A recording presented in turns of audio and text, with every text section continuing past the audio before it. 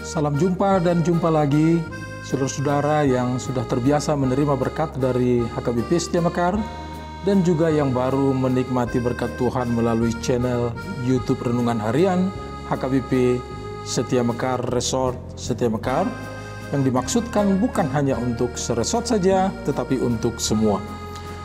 Kiranya seluruh warga jemaat setiap hari memperlihatkan ucapan syukur kepada Tuhan melalui wajah yang ceria dan hati yang penuh sukacita dan selalu bersyukur di dalam Tuhan. Jangan lupa kabar-kabarilah sukacita dan kalau ada pergumulan, sehingga kita bisa berdoa bersama, karena di dalam kebersamaan kita Tuhan hadir dan Tuhan bersama dengan kita.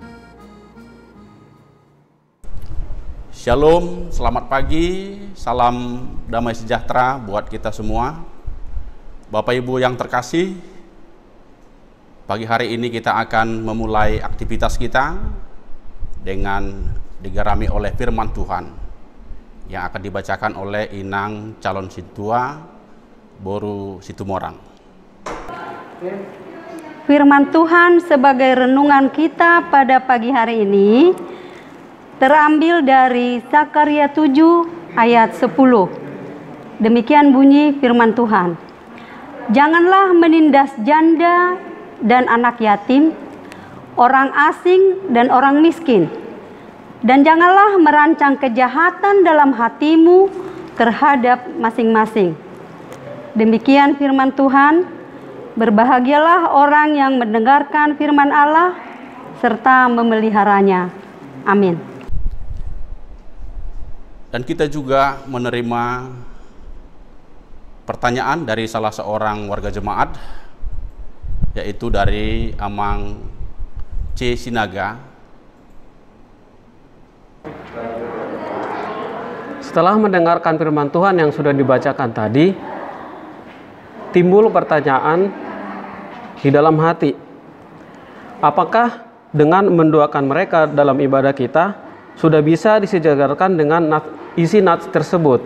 Dan pertanyaan keduanya, bagaimana peran gereja dalam menerapkan ayat ini di kehidupan kita sehari-hari, terlebih-lebih lagi di situasi saat pandemik saat ini? Terima kasih. Bapak Ibu yang terkasih, salah satu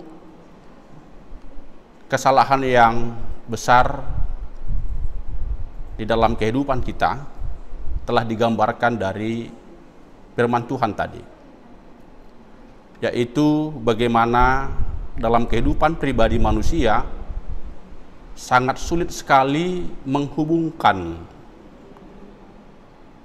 yaitu kehidupan rohani dengan kehidupan sosial. Ada banyak orang menganggap bahwa persoalan hidup saleh sebagai orang percaya itu hanya diperlihatkan dengan kerajinannya beribadah, ketekunannya berdoa, ataupun ikut dalam persekutuan. Tapi di sisi lain dia lupa kepekaan masalah sosial juga adalah sangat menentukan bagaimana kita hidup sebagai orang-orang yang percaya. Itulah yang kita dapati dalam firman Tuhan dalam Zakaria pasal 7 ayat 10 ini.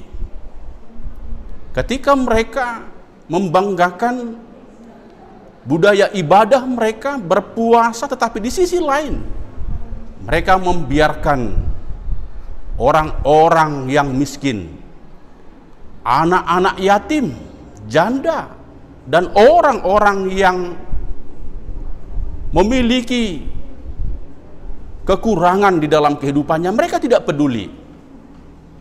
Mereka rajin beribadah tetapi tidak peduli terhadap dunia sekitarnya, tidak peduli terhadap dunia keadilan.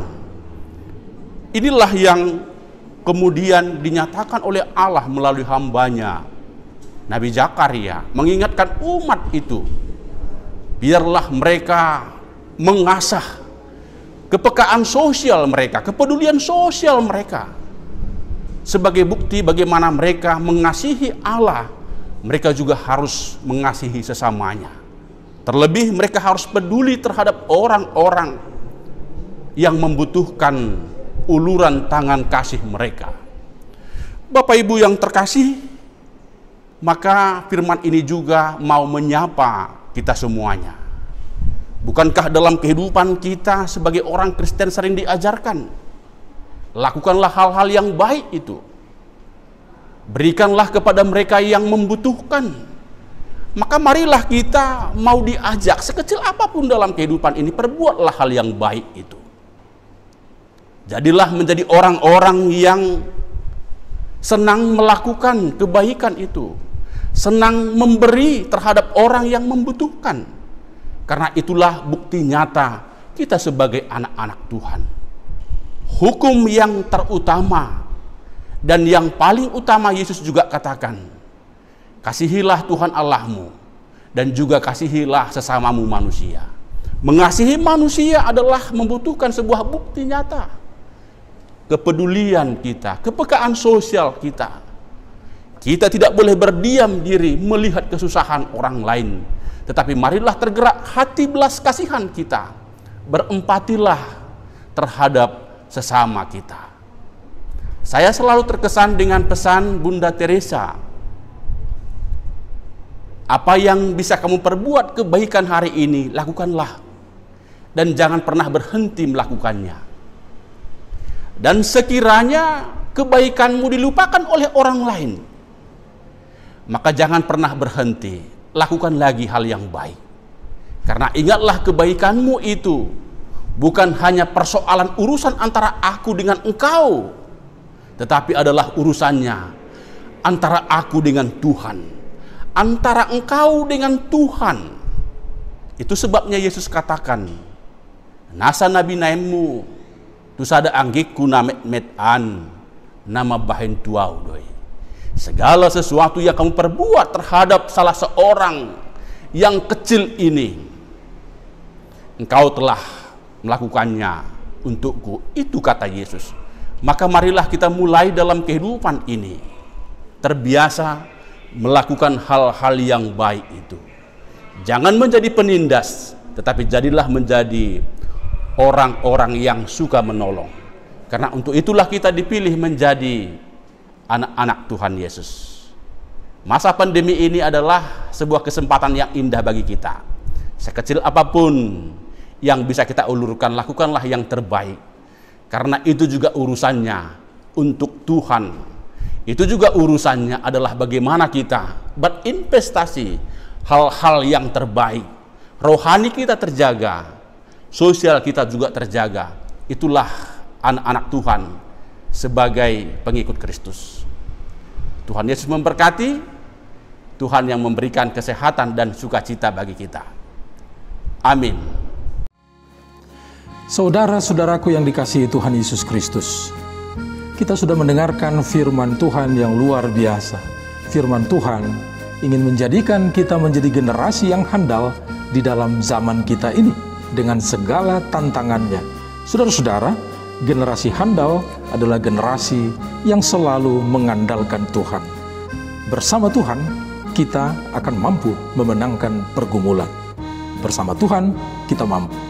Kalau kita mau.